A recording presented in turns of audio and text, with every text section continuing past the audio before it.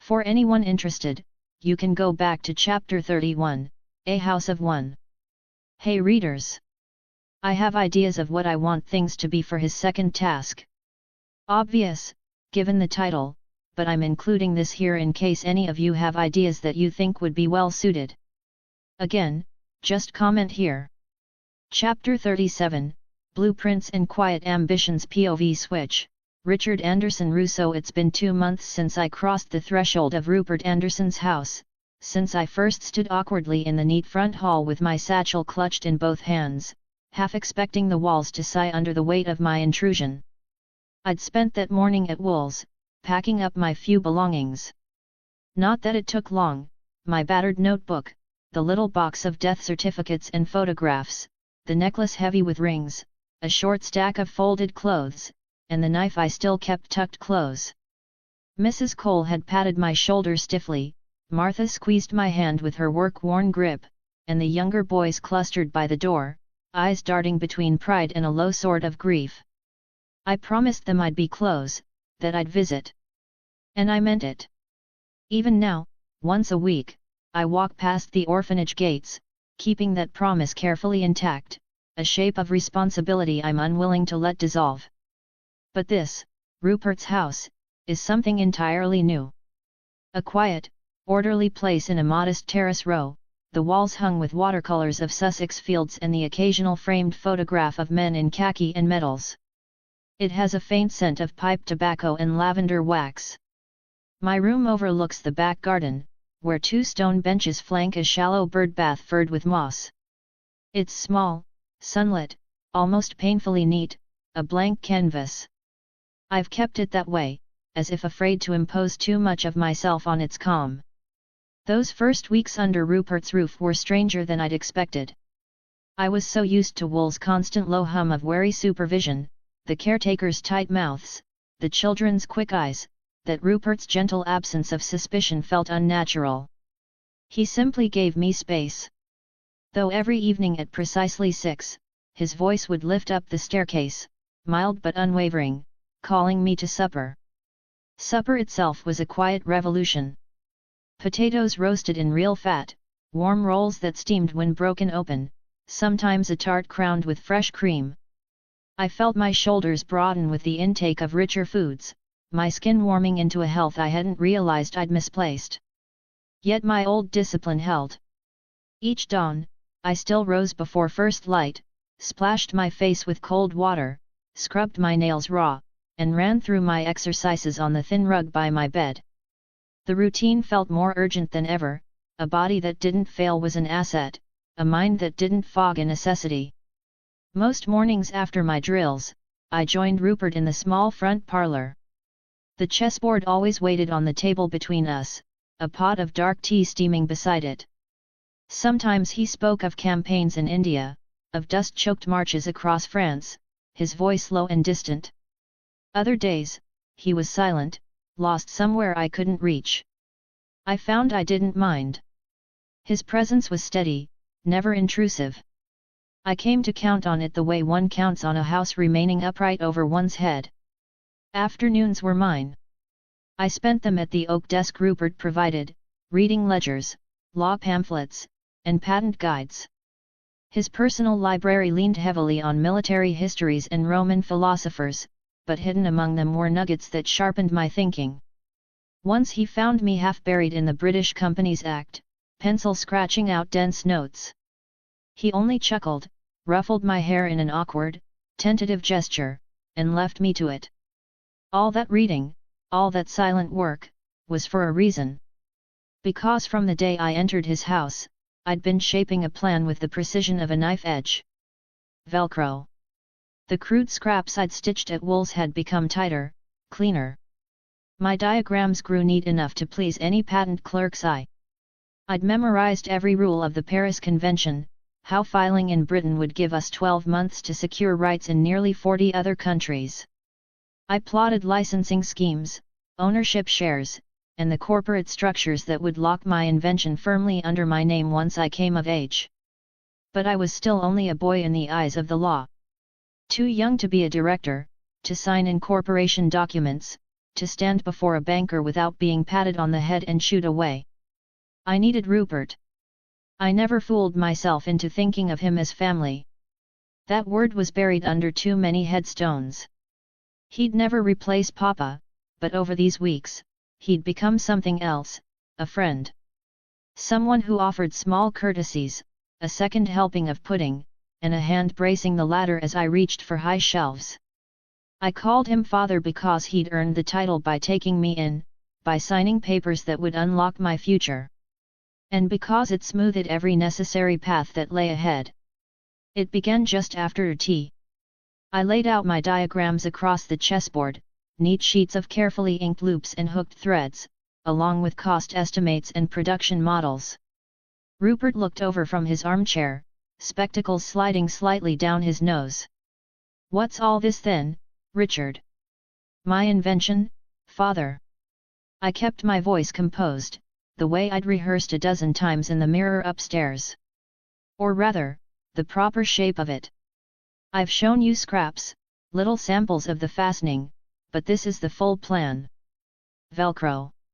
It can replace buttons, laces, and buckles. Fastened on children's shoes, nurses' aprons, soldiers' kit. As you know, in war, a second saved can be a life kept." He lifted a sheet, studied my tidy rows of figures, and his brow knitted. "You've truly mapped all this out yourself?" "Yes, father. Every step. I've researched the British patent system and the Paris Convention for International Protection. Once we file here, we've a 12-month window to secure rights nearly everywhere that matters. But, there's one difficulty." He set the paper down, his hand loose but his eyes watchful. "Go on." "The law. Companies require a director who is at least 16 years old. I've drafted everything, including the company structure, licensing agreements, and patent paperwork, but on paper, it can't be me. It has to be you." There was a long pause. Rupert breathed out slowly, thumb tracing the edge of the chessboard. "You've thought this through thoroughly." "I couldn't do less," I said simply. "It's for my future.